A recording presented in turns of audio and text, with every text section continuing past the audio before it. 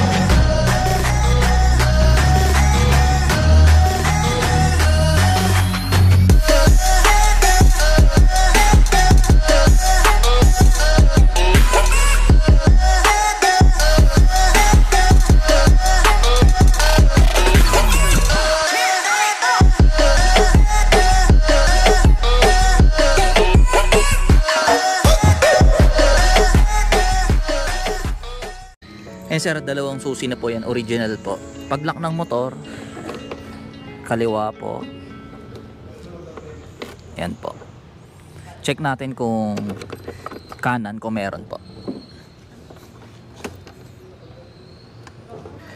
Kaliwa lang sir, ang lock po. Tapos pag ilalak sir, ito po yung purpose niyan. Ito po, anti-tip. Pag tatanggalin mo yung takip, ito po. Shoot mo dito, tapos pihit pa kanan. Tapos pag start sir, igit na mo yung manibela. At may preno sa unahan or sa likod. Kung mari sir, bago mo paandarin, mga 10 seconds to 15 seconds, painitin mo muna pag galing sa umaga. Start mo lang. Painitin mo lang yung makina. May ginagamit kayo motor ngayon?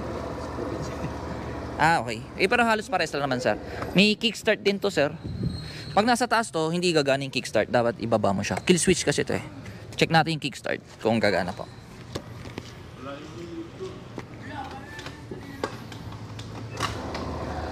Kung medyo mahina yung battery, kickstart na malala. Check natin yung mga signal light tsaka ilaw kung gumagana po. Signal light po, left side, gumagana po. Right side, wala tong hazard sir. Always on yung headlight, LED na po, high and low. Busina. Yung tail light po, lagi naka-on yan sir. Brake light sa likod, unahan na preno. Right side na signal light, left side. Pag sinay stand, mamamatay rin sir. Pag naka-side stand, tag ini-start mo, hindi siya gagana. Kasi nakataas pa yung side stand. Kasi may sensor po. Likod na gulong, 90/100. Ito yung actual sir. Nagkamali lang yung lagay dun sir. By yan. Tapos 10 inch. Tubeless naman to sir. Drum brake yung likod. Tapos may drum brake ito po. Disc brake yung unahan sir. Ito po. Medyo mas malakas ang preno ng disc brake eh. Yan, disc brake. Pero walang ABS ah. Dito yung pag change oil sir. Yan, 650 ml lang. Pag 800 ml pala pag overhaul. Pag change oil lang 650. Tapos may mudguard to, tapos ito, yan. Para hindi maputikan. Yan. Tapos gear oil. 50 ml lang. May gear oil din sa transmission. May transmission. kasama ayun pag ano. Oo. Mga 60 pesos yata, 70 pesos. Opo. Sabay lang sila. Pwede naman sir, alternate. Kulari, nagpalit ka ngayon ng gear oil. Pag pangalawa, hindi ka na magpapalit ng gear oil. Tapos sir, air filter ito po. Tapos yung CVT o yung belt o mga bola, ang tinatawag poly drive paste, hindi kasama sa warranty yun sir kasi consumable parts yun. Napupudpod, napuputol yun. Tapos yung rear shock mo yan, single po. Isa lang po yung shock sa likod. May center stand tsaka side stand sir. Tapos pag gas sir, 5.5 liters. 5.5. Opo. Fuel capacity. Pwede ka magpagas ng unleaded o premium. Yung green or yung pula. 91 octane o 95 octane. Pero yung nilagay ko is 95. Mas maganda po yung 95. Mas malinis sa injector. Alin yung pula? O yung kulay pula. Ikaw sir, anong gusto mo? Ano yun? Pag kinarga ko ngayon, Pula, pwede. O green, pwede. pwede na yun. Opo, halo na. Kunti lang naman yung nilagay natin si for activation. Ito po, sabitan ng helmet.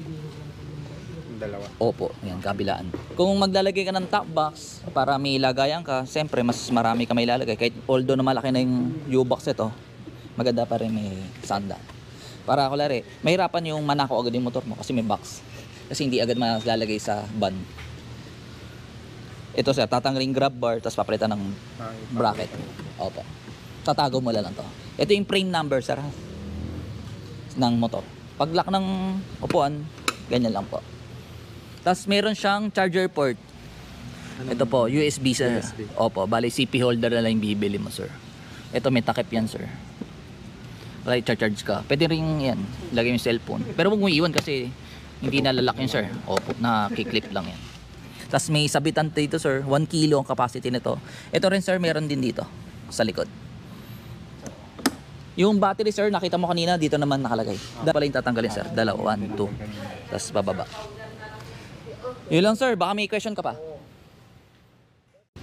Yung nakikita sa panel sir, yan, yung speed. Kanina naman umandar, try natin ulit. Yung speed sensor kasi ito sa likod, yan, gumagana, speed sensor. Oras, yan, ayusin lang din mamaya. Tapos yung fuel capacity o yung gauge po, voltmeter, kung ilan lang yung laman ng baterya. So, yan sir, standard pa naman yan sir. Mababa. 11.4. Mababa. Oo. Hindi na mag-start. Kailangang i-charge or palitan. Pag umaandar, 14. Pag hindi umaandar yung makina, ito lang yung standard niya sir. 12.6. Pag bumaba sa 12.6 o 11.4, yun, diskarga yung baterya. Pag yung mga 11.8, yun, malapit ng palitan yung baterya. O 11.7. Pero matagal pa naman yun, sir. Yan, sir, 12, yun yung ano. Pag in-start, naging 13 to 14. Depende sa ano. Tapos, dito, ito yung pagpalit. Odo, 0, brand new. May break-in period to, sir. 500 odo, 50 to 60 odo. Ay, odo, speed. 50 to 60 ang speed. Ng Takbo mo. hanggang 500. O, 500. Pag nag 501, 60 to 80 na. Pag nag 1,000, yun, pwede nang sumagad. Pwede nang walwal. Odo, yan sir, 0. Brand new po yan. Unang change oil, 1,000 odo or 1 month. Kung ano yung mauna. Kalari, 300 odo pa lang, pero mag-o 1 month na, kailangan na i-change oil. Yes sir. Pero kung 3 days pa lang, mag-o 1,000 na, kailangan na i-change oil. Kung ano yung mauna sa dalawa.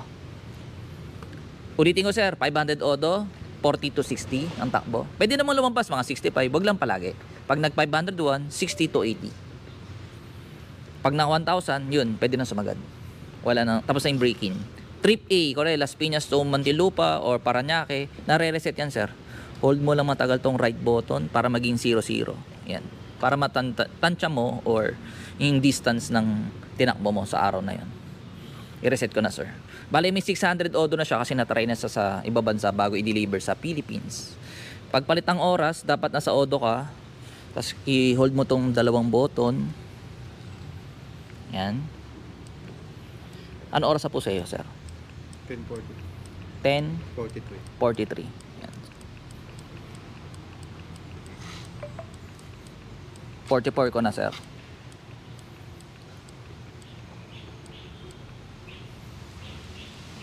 12 hours lang yung format niya, sir. Pag tapos na, sir, hold mo matagal yung dalawang button. Nangyayari, sir, nare-reset yung oras kapag tinanggal yung battery or nalobat or drain yung battery. Yan, sir, pag patay. Pag bukas ng upuan, sir, paano ba? Ito po, pihit lang, kaliwa. Kaliwa, yan, sir. Try mo, sir, para matry mo. Yan, ganun lang po. Tapos dito nakita yung manual, siyempre, tapos yung coupon. Unang change oil, 1,000 or 1 month. Free yung service, pero yung oil binibili. Okay. Oil capacity, 650 ml lang. 650. Oo. Bale, pag 1,000, edi 350 ml lang ang matitira. Edi pagbili mo isa, may... Oo. Tapos tool, sir. Tapos, dito nakikita yung PSI, yung hangin ng gulong. Sa unahan, 29. Kapag sa likod, 33. Pag walang angkas. Pag may angkas, 36. Gawin mo lang laging 36 sir kasi lagi kaya may angkas.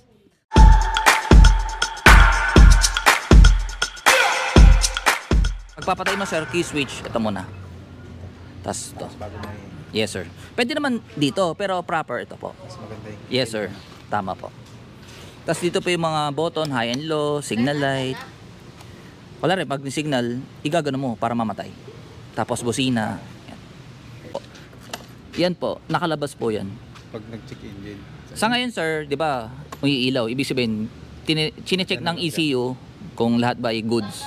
Pag in-start, yan. Yan. Pag check engine, umiilaw yun sir. I-update mo ako sir. Tapos mayroon minsan, di ba nakaganyan. Pag hinold mo ang dalawang button, may lalabas sa numbers. Wala rin, 3 o 14. Mayroon yung meaning. Ano Wala rin, lagay mo doon sa Google. Meaning of error code Bergman 13. Sample lang yun sir. 13 oo. Mayroong lalabas sa Google kung ano yung naging problema. Opo. Numbers, hindi kasi words yung lalabas. Oo, yun. In case na lumabas yung check engine. in case na lumabas. Opo. Sa ngayon sir, wala po. Pag lumabas, i-double check. Yes po. Kung wala, ibig sabihin, kailangan na reset. Wala siyang error. Nag-check engine lang. Pero umaandar yung motor, walang problema. Meron naman din na low-bat yung battery, mag-check engine. Iilaw, parang nagbi-blink pag ini-start mo. Pero ngayon, kasi hindi low-bat. Pero pag walang problema, walang lalabas na numero dito. Yes po, tama po. Pwede mo naman videoan, tapos send mo sa akin para makita natin. Para ma-advise kita kung anong tamang gawin. Okay, sige. Siyempre, pwedeng basahin, walang problema. Iwasan mo lang yung mga i-pressure water yung ilalim ng makina. O yung sa ibabaw ng makina. Kasi ando yung mga sensor. Yung throttle body. O baka mapersa. Pwede yung hose lang. Pwede yung mga i-pressure water sa car wash, yung mga gulong. O wala nang problema doon.